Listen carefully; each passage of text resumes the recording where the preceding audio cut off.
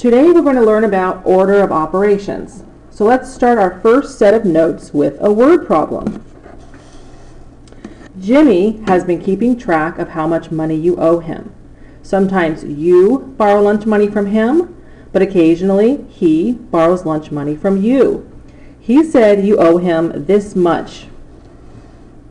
2 plus 3 times 7 minus 2 times 5. So, how much money do you owe Jimmy? Pause for a second and figure that out.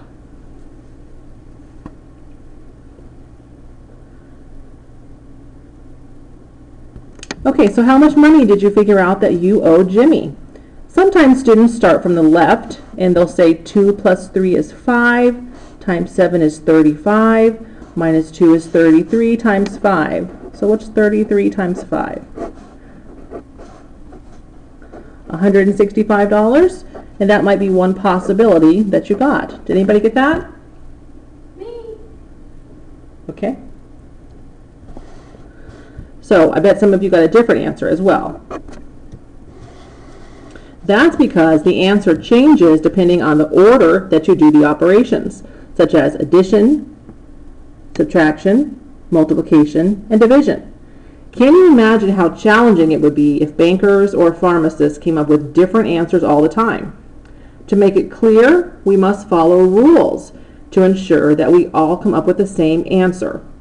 The order of operations is as follows. And you might hear this said PEMDAS.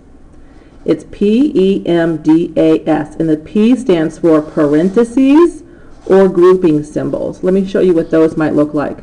Parentheses look like that. Grouping symbols can be seen as brackets. And the E stands for exponents. Usually in algebra you might see x squared or x to the third. We'll talk a bit more about exponents on the next page. M stands for multiplication. And the multiplication can actually be shown in a couple of different ways. Oftentimes it's an X. Sometimes you'll see it as a dot, or we have even seen it as like a little asterisk before. And you'll see it as just, for instance, another number stuck up against a variable. And when we study algebra, we'll do a lot more with those. Most of our work today will be seen with an X for times. D stands for division. And division is often seen like that. And occasionally you might see it like this. This bar here in the fraction stands for division. And the A stands for addition, which is shown like this. And the S stands for subtraction. Now the other interesting thing here is to notice that multiplication and division are paired up. And the notes say, whichever comes first, do it in order from left to right. Same thing down here. Addition and subtraction are paired up. Whichever comes first, you do addition and subtraction in order, just whatever comes first from left to right. And we'll be practicing these in just a second so I can make that clear. Now, are you wondering how you'll remember all of those steps? There's actually a saying that can help us remember the order. You've probably heard of it before, but if not, I'll show you. It's called, "Please excuse my dear Aunt Sally." And if you'll notice, the P stands for parentheses, please. Excuse, the E is for exponent. My, the M is for multiplication, and so on. So this is the order that you do your problems. Now on the next page, I've asked you to go back to our original word problem about Jimmy.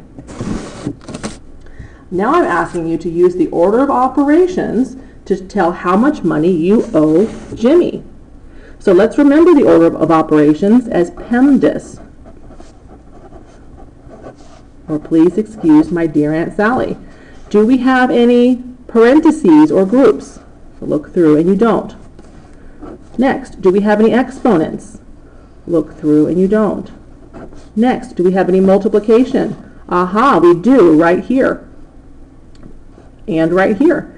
3 times 7 and 2 times 5. So we can do those first, left to right. Let's do this one. 3 times 7 is 21.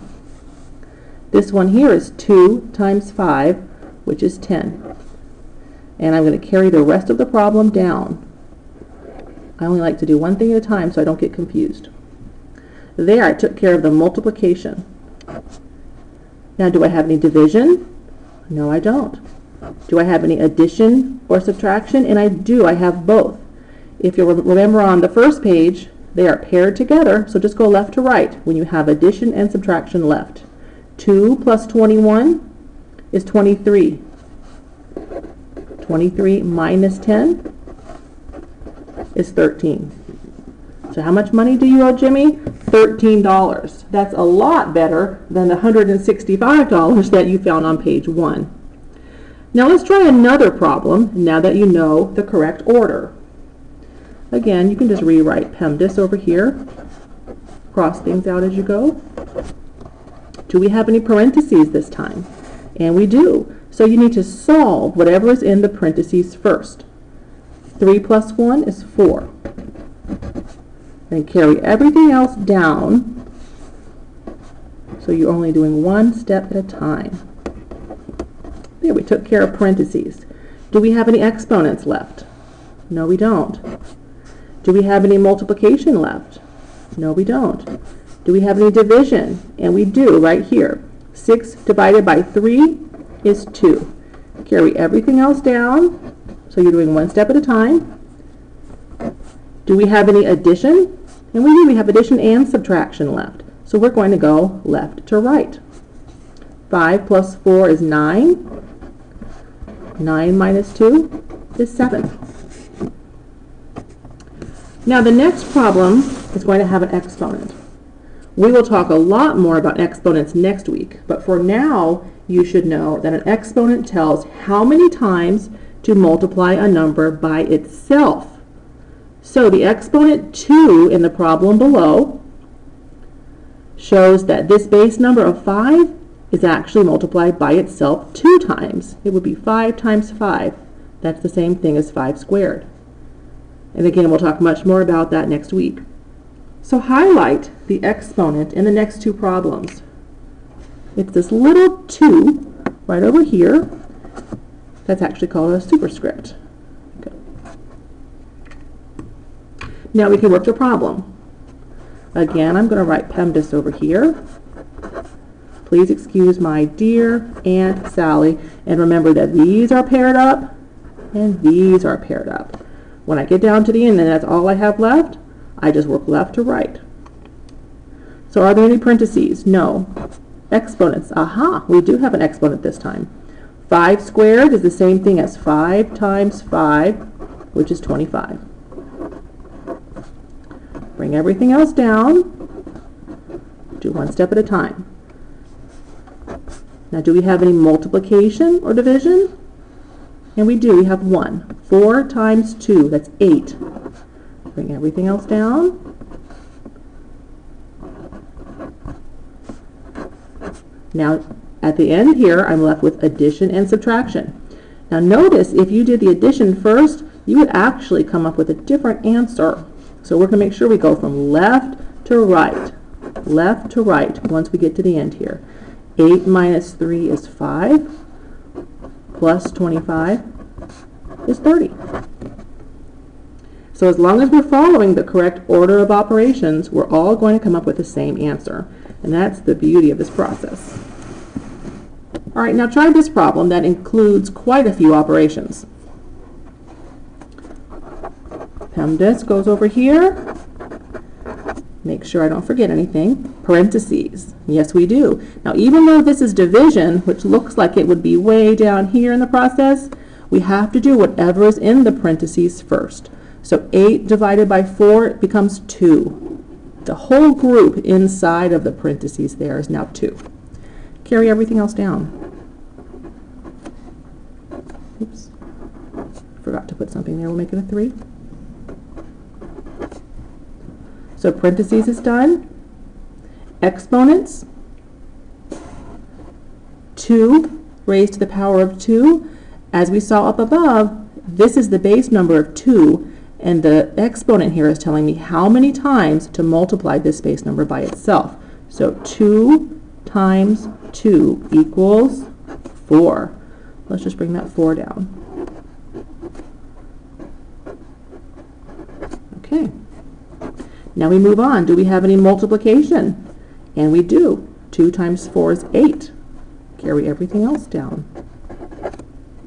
I don't see division. Now we're left with addition and subtraction. I'm not going to do my addition first. I'm going to pair these up and go left to right. 8 minus 1 is 7 plus 3, and 7 plus 3 is 10. Excellent. The nice thing about taking an online class is that you can watch this video again if you need to. However, if you already feel comfortable with the order of operations, go ahead and move on to the next item for the week.